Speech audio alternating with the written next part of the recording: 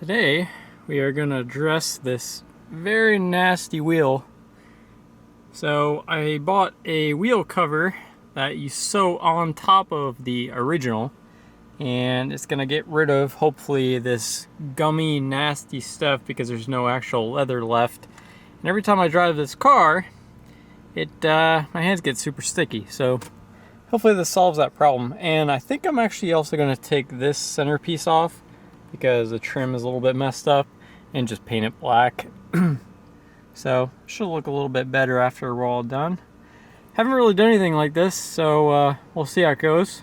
My patience isn't always the best, and I know it's going to take a lot of patience to put this cover on, but we'll see. All right, there's these little indents here in the back, and apparently you just stick a screwdriver in there and you can pop this off, hopefully.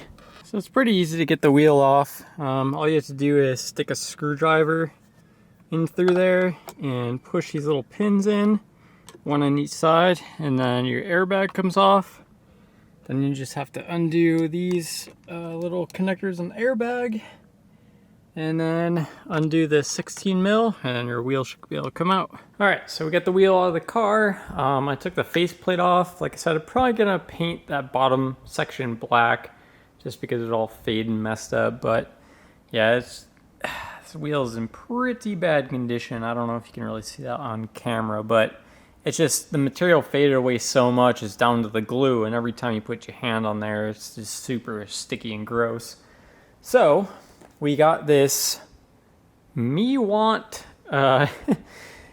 cover that goes over the top of the wheel and comes with some stitching here and some other tools. But it's basically just gonna go right over top of the wheel and not have to take this cover off. It just goes right over the top of it. That way you don't have to undo all this stitching, which would be a massive pain in the butt.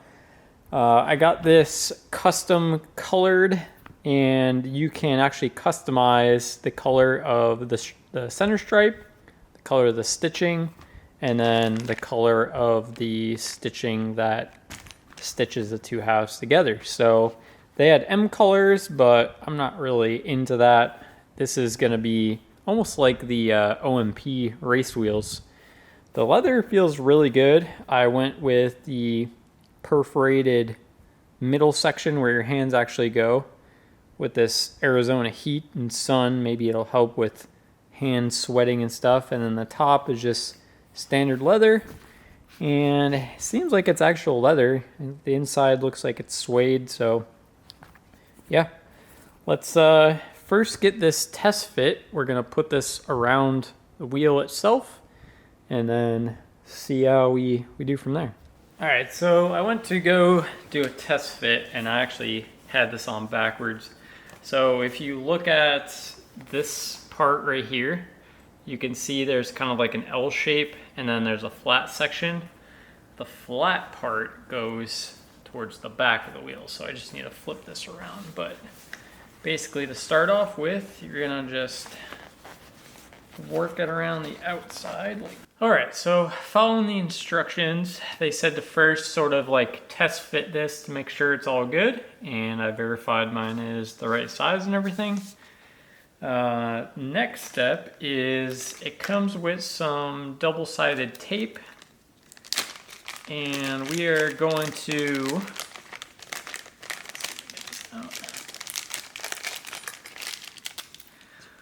take the tape and put it around the entire outside edge, leaving like a 5mm gap between the actual edge and this. So I take all my tape and put that on now. Okay, so in this step, I've added a bunch of double-sided tape on both sides of that. And what I'm doing is peeling it up, probably like 3 strips at a time, and really working the leather starting at the outside and kind of like curling in. And this top part I've done already, and there's no kind of like seams or excess material as I go around because I'm really stretching it hard. the better you do at this step, I've seen in other videos, the better it's going to turn out and less kind of waviness you'll get on the sides, because that extra material will be nice and flat and the actual double-sided tape will hold it in place properly. I think I'm going to start with the stitching on this top part and then leave the tape loose on the bottom so I can kind of refine it after. Okay, so this is the finished product. Not too bad. I think some tips for anybody that's going to try this is I would do this every stitch. They said to go every other stitch, but I think if I went every stitch, I wouldn't have this like gap in between. You don't really feel it because your hands go over the stitching itself. Some other things on the edges where it kind of protrudes and goes, you know, underneath trim pieces, I would put some extra tape there, because if you see on the back, there's a little bit of slack, and I could have helped out a little bit with a double-sided tape on the back, but I can't get it in there now because I can't slip it underneath. Same with that side, but overall, you should have to make sure your ends are nice and tied up. The back, not so good either.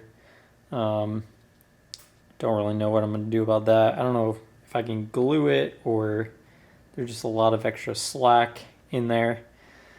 But overall, not too bad. I think it'll be a lot better than touching a sticky wheel all the time. And then I went ahead and painted this bottom piece. It was kind of like this color, but the edges were all faded and I taped off the little M so that didn't get paint on it. But I think this will look pretty good. It's a little wet right now with the piano black, and just the matte black gives it kind of a little bit of a different finish. But I think it'll look pretty good. Paint's still wet, so I couldn't put it fully back in place, but that's generally what it's gonna look like. Not too bad, actually. Looks like a brand new steering wheel. Fairly happy with that.